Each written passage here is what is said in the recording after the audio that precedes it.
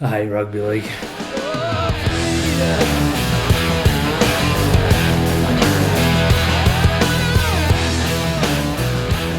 Dan, let's talk some news. Roundup brought to you by the Inappropriate T-shirt Company. Good people. Breaking news. Just happened, just as we were about to hit record, actually. Yeah, Michael Maguire could be gone from the Tigers within the next 48 hours. Nothing like sacking your coach for, the fifth time in 9 years? Yeah, who would have thought sacking your coach this early into the season? I know, right? Just ruin your season. Yeah, can't wait for everyone to go on about that. There's a couple of quality coaches laying around, though. There certainly are, and one I mentioned earlier, Cam Serrato during the week said no thank you to Cronulla. Wonder if he had a feeling. There's that. There's John Morris. There's also Shane Flanagan. There's a couple of names there. Yeah, and if you needed a coach to come in for, just to get some discipline and some hardness in that, Jeff Tuvey for a year until you actually figure out who your coach is going to be. That's not a bad shout. We've gone to Tuvey numerous times in previous conversations. I don't know if Maguire's purely to blame. We were reading an article earlier and actually said there's some serious talent on the side. Where? Talent. There's no talent in that. There's no talent.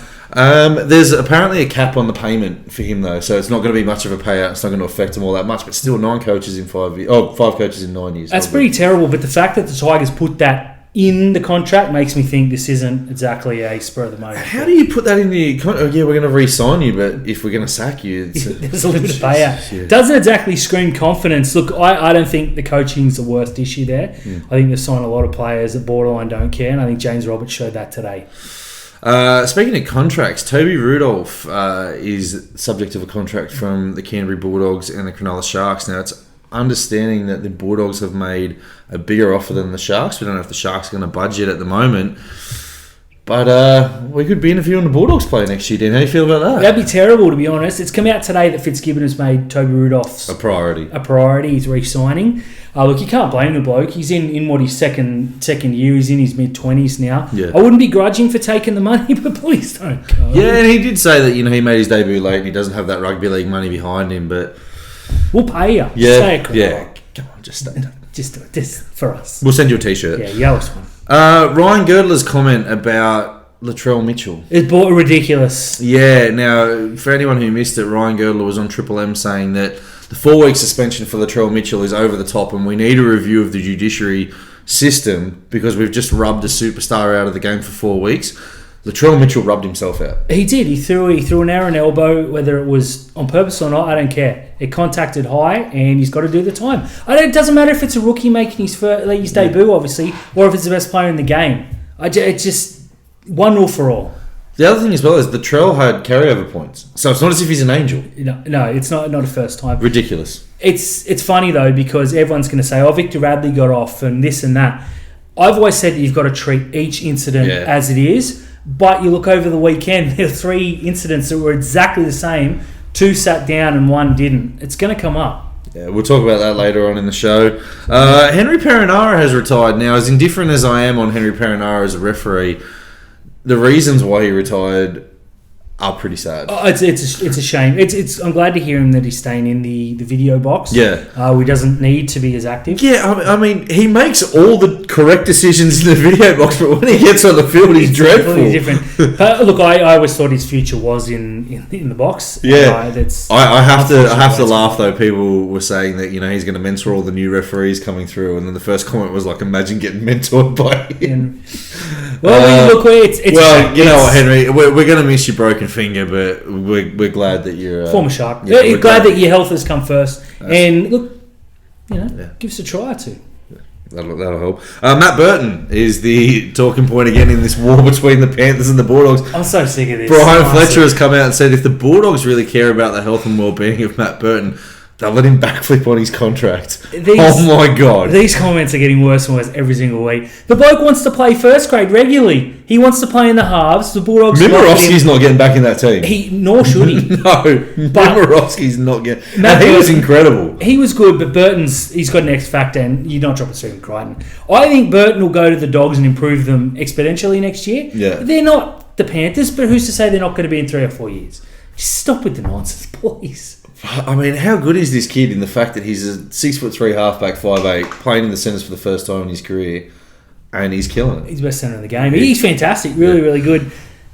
Finally, The best news of the week. Josh Maguire's losing streak. He lost 4 games at the Cowboys, missed one, gone to the Dragons and ruined their winning streak. So he hasn't won a game this year. People used to joke about Joe Offahingawi hadn't won a game. He didn't win a game in 2020. There was a Manly winger as well that did the same. I can't remember who it is. It was like 19 games or something for Joe O, and then they lost to Newcastle. Meetings. Yeah, it was. Terry, this week's Zero Tackle Talking Point, of course, brought to you by ZeroTackle.com. The sin bins, they're highs. Yeah. Any thoughts? There were a couple over the weekend that I'm indifferent about. Now, obviously, the Talakai shot has, raised a little bit of controversy. I don't think that's a 5-week penalty or 6-week penalty. No, 5-6 seems way over the top. One or two. He's probably got to sit down because on second or third viewing, he did make contact. Yeah. A little high, and he didn't wrap the arm. It's the difference between this and this can mean to a tackle. I didn't think that was worth being sin bin for. I thought it was just a great shot. And the thing is, the Dogs players didn't react. No one wanted to fight him, maybe because he just murdered someone. Yeah, that's a good point. But I don't know. I think generally a bad tackle will bring a bad reaction from the opposition team. That's true. And that didn't bring the reaction of someone who's just done something illegal on the field. The Dogs players, you even see their face. You see, I don't even know who it was because I don't know who half the Dogs players were. But when he got hit, you just see him go, yeah, whoa, like that. Like I ain't running at him for the rest of the game. And the thing was, whoever got hit, and again, I don't know who it was, could have been anyone. He stayed down for about a second, got up, played the ball. Back down. I think a lot of the reaction is, you've heard him, he's on the ground, we're coming in. Yeah. Again, though, you look up and see it's Talakai, and you're like, sorry, sir. Yeah. And then there was the hit on James Tedesco. Now, it was high, late. That could have been sent off because we saw Hetherington sent off. Just a week ago, absolutely. Now, that's a sin bin. If you're not going to send him off, that's enough because it was high and late and there was no need for it whatsoever. Click the 3, absolutely. Angus Crichton, though, escaped punishment. Well, everyone was lauding the tackle, saying it was a beautiful hit. It was exactly the same as Talakai's. It just didn't have the impact. Yeah. The whiplash wasn't there, and you saw where Hargrove's clapping on the sideline. You know if he's in favour if it's a grab back. Yeah.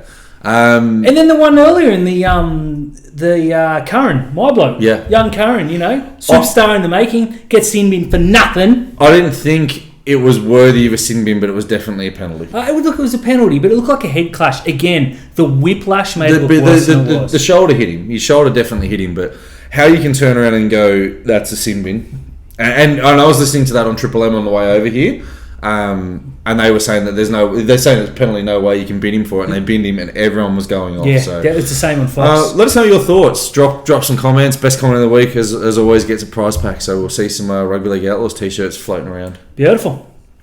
What's annoying Terry? What's annoying Terry this week? Players commentating on games when they're still playing.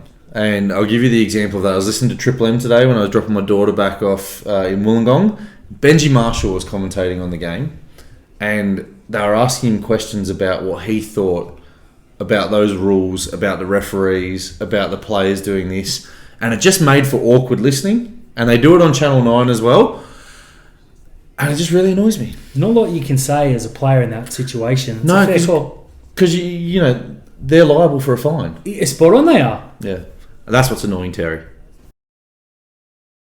Let's review some footy, Dan. Not a bad week of footy. Great round. Some blowouts and not the games we expected, which is good. Panthers 24, Knights 6. This game was a bit closer than I thought it would be. Yeah, never felt like Penrith were going to get beaten, though. The Knights showed a bit of heart. They did, but I just don't think they have their players this year. Simply put, they're missing Pearce, they're missing forwards. Fitzgibbon's back next week, which will give them a bit of a boost, but I just don't see him troubling the big sides. And this Penrith side, they probably played in first gear. Just too good. Yeah, Charlie Staines, though. Absolute farmer. Hopeless. Just they got rid of Mansour for him. That's it. They'll look back. That'll be the one mistake they made. Good game, though. Yeah. Speaking of mistakes, there was loads in this game. Loads of tries as well. And the biggest mistake I made was not putting David Fafita as my captain and Supercoach. Wow. Gold Coast Titans 30, the Bunnies 40. What a comeback! What was it like 30-0 at half time? 24-10. Close. Looked over. AJ Brimson in pristine form again. And the game plan was simple in the first half. Give the ball to Dave Fafita, get out of the way, and in the second half they were like, maybe we should go to the other side of the field. That's a dumb idea, Titans. Give it to Fafita. Dumb. Yeah. The Bunnies, though, they looked really good without Latrell. They did. Cody Walker played fullback, which was a bit of a shock. Yeah. Benji Marshall, though. Turn back the clock. He's genius. Mate, he's can't absolutely commentate, but unbelievable. can play. Let me ask you this. Is Benji Marshall an immortal? No, but he should be. He's New Zealand's best ever player, and I think that should count for something. I think that should count for him being an immortal. I'm not going to argue with that because I don't hate that at all. Speaking of things I don't hate, the Eels 46, the Broncos 6. This is fun. Yeah, this was really good. And this, I mean, for someone who's so limited in his skill set, Clint Gutherson is unbelievable. He's genius footballer, mate. Mitch Moses was clicked in New Year since we said he was pretty bog average. So yeah.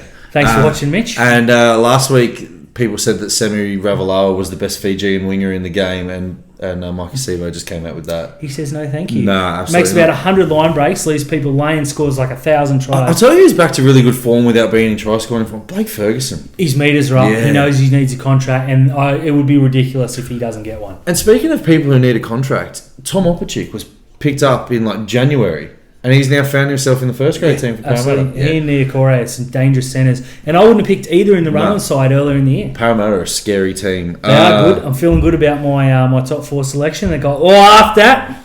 The Sharks 12, the Dogs 18. This is great for rugby league. Yeah, I'm so happy for. Yeah, mate, Trent Barrett crying. Yeah, it was awesome. The Bulldogs fans are so happy for him. Yeah, it's a good. This is a good game of rugby league. It was great. I can't talk anymore. Yeah, Cowboys 26, Raiders 24. I love this game. This was genuinely awesome. Yeah, I love this game. Are Canberra cocky? Yeah, they haven't got the right to be. No, and their arrogance is just unbelievable. They took a shot at the Panthers, and since then they've been the grubbiest, most disgusting team, and they haven't won a game. The Panthers took their soul with the Viking clap. Mate, I have to call it now. Croker. It looked like he should have played for New South Wales a couple of years ago. Now he's more at home in New South Wales Cup. Yeah, he's really bad. And Kyle Felt let him know about it all night. He certainly did. He enjoyed that. That was a good matchup for Kyle Felt. Man, the Cowboys, they're trotting out this team every week where I couldn't pick 5 or 6 of the guys out of the lineup. Can you name any of their back row? Dunn? Cohen Hess, just because I know his name. I don't know who's playing lock. And I don't know who starts. And that's no disrespect. No. That's genuine. And they are battering teams. When I was looking at the updates, because I was sort of going between the Kings game and everything else, I was trying to catch up on there. And I saw Justin O'Neill scored. I was like, your season's over when Justin O'Neill scored against 2014. Yeah, good win. Yeah, we said it last week. Done. Is the Raiders' premiership window shut? It's shut. It's locked. Yeah, it's gone. Yeah, and they were blamed. They said, "So Josh Hodgson, you'll see this weekend." Yeah. This is a lot of fun. West Tigers 6, Manly 40. Tom Turbo. Wow. Wow. Just want to point out that it was 6-0 to the Tigers.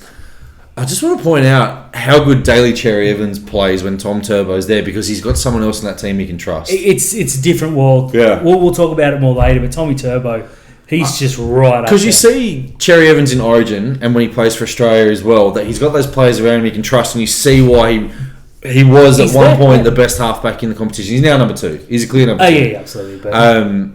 But man, when Turbo's there, he's right there on Nathan Cleary levels. He's so good. His brother lifts. Yeah. Those centres become... And Josh Schuster. Oh, my God. He's going to be a player, isn't he? Yeah. Even Foran looks young again. Yeah, man. Foran looks so good today. Oh, it was only the Tigers. Let's not get ahead of ourselves. It was only the Tigers, and they're pathetic. But Turbo, every time he touched the ball, he broke 2 tackles. He did. Roosters 34, Dragons 10. Again, another team that led 6-0 and got belted. Is this where the Dragons are at? Because I reckon this is where the Dragons are at. Yeah, they won some games. They caught some teams by surprise and went on a nice winning streak. And then they signed Josh Maguire, the biggest loser in the game. Just completely 180'd. What did you make of naming Jack Bird at number 6 when they had Adam Clune sitting on the bench?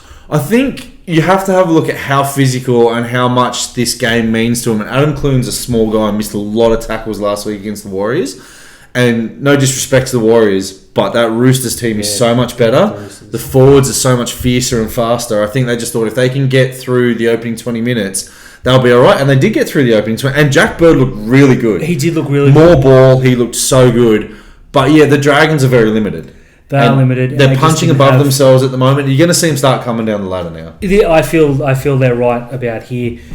That's And that's no disrespect to them. It's not. It's no just, disrespect to the Dragons as well, because they're punched above their weight. They've just got to stop bringing in former Broncos. This is the thing. Sammy Walker, geez, they found a good one in this kid. Yeah, he's like, how'd the Broncos let him go? And there's another player in the game after this that the Broncos let go as well. And you could have easily built their future around him. He's a freakish young talent. He had the ball in a string. Some of those passes he threw were unbelievable. Yeah, they were good. And I'll tell you what, the Roosters looked really good when Teddy went off the field. Now, obviously, we hope Teddy's okay, but Joseph Manu going back into fullback. And the game just opened up more because they don't have that, what are we going to do and rely on Teddy? They just play footy. I've always said that I prefer Manu at fullback. Obviously, he's not going to play there because you've got a pretty decent player in front of you.